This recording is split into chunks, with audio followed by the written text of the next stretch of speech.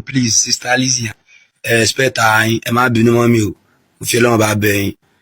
Respect her yín, gbogbo èpè tẹ́ ń sọ pé wọ́n máa kú lójú ẹ̀ sọ́mà Ọlọ́run tí tó máa gbé sínú gbogbo wa. Ṣùgbọ́n lágbára Ọlọ́run, gbogbo bẹ́ẹ̀ ṣe ń rò sí wa, bẹ́ẹ̀ ló ṣe máa jẹ́ fún yín, ló máa jẹ́ fáwọn ọmọ yín. Ẹ̀yin lẹ máa fi ọwọ́ ara yín báyìí, máa fi gbọ́ ọmọ sí. Ẹ ní ṣoríire, kí lẹ ṣe fà? Orúkọ mi ni Abass, ọmọ tó yọ sí olówó gẹ̀mọ́. Tí mo jẹ́ second born olówó gẹ̀mọ́ Harejan, Mr. Portable actor. Ṣé rí gbogbo nǹkan tí àwọn èèyàn kan sọ káàkiri yẹn about my dad? Mo kàn fẹ́ kẹ́ mọ̀ pé it's a fact lie. Irọ́ ńlá ni, irọ́ tó ya wèrè gan. Ẹ wò mí nísìnyí, ọmọ aláyé yìí ni mí, he's my dad. Méjì wọ́n sì mi bí, and he's taking good care of us. Not that pé bí wọ́n fún wa lówó, as in tá a fi dàgbà ní rúpa màlá. Ṣé kí ẹ̀yin tó lè wá bọ́ sí online tẹ́ ń sunkún, tẹ́ bá fẹ́ tọrọ owó, ẹ tọrọ owó normal bí ẹ fẹ́ tọrọ owó. Ẹ má tọrọ owó ní tọrọ owó pé ẹ fẹ́ tarnish image ẹnìkan. Kò make sense now. Orúkọ tí bàbá yìí create tó ẹ pé òun làwọn ọmọ ẹ̀ fún ara wa, orúkọ palẹ̀ là ń jẹ́ normal. So how come you people out there, ẹni tó bímọ fún tó dẹ̀ fẹ́ borúkọ ẹ̀ jẹ́, tẹ́ ẹ bá mọ̀ mà orúkọ ọmọ yín lẹ̀ ń bàjẹ́, ayé ọmọ yín lẹ̀ ń dàrú, ọmọ yín lẹ̀ ń ṣèkà fún mẹ́.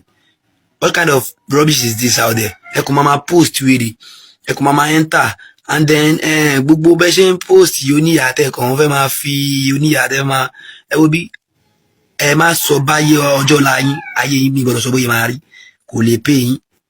Tẹ́ bá fẹ́ trend, ẹ trend pẹ̀lú ọwá. And mind you please, Sister Lizzy, Aunty Lizzy, ẹ má bínú mọ́ mi, ẹ jọ̀ọ́ nítorí Ọlọ́run, ẹ respect ara yín o, ẹ respect ara yín, ẹ má bínú mọ́ mi o. Mo fi Ọlọ́run bá bẹ̀ yín. Ẹ respect ara yín, gbogbo èpè tẹ́ ń sọ pé àwọn ọmọ wọn máa kú lójú ẹ̀ sọ́mà. Mọ́mì, àwọn onírìbí ilé tiwa o, kò ṣẹlẹ̀ yìí o, kò ní ṣẹlẹ̀ sí wa lágbára Ọlọ́run tí tó máa gbé sínú gbogbo wa. Ṣùgbọ́n lágbára Ọlọ́run, gbogbo bẹ́ẹ̀ ṣe ń rò sí wa, bẹ́ẹ̀ ló ṣe máa jẹ́ fún yín, ló máa jẹ́ fáwọn ọmọ yín. Ẹ̀yin lẹ máa fi ọwọ́ ara yín báyìí, máa fi gbọ́ ọmọ sí. Ẹ ní ṣoríire, kí lẹ ṣe fà? Ẹ pípé máa ya wèrè gan. Ẹ ti ń gbé àwọn ọmọ ẹ̀ ṣépè, ẹ ti ń fọn family ṣépè. Azal, a part of his children. Ìdíyẹ, ẹ máa mọ̀kọ́ tẹ́ ń ṣe, kẹ mọ̀kọ́ tẹ́ ń ṣe lórí kíní. Ẹ lè ti, kẹ bá ti rí jẹ, kẹ máa yó, kẹ máa mú mi sí ni. Ṣé bí àwọn ìpè kan wà tó máa jà nínú ayé normal.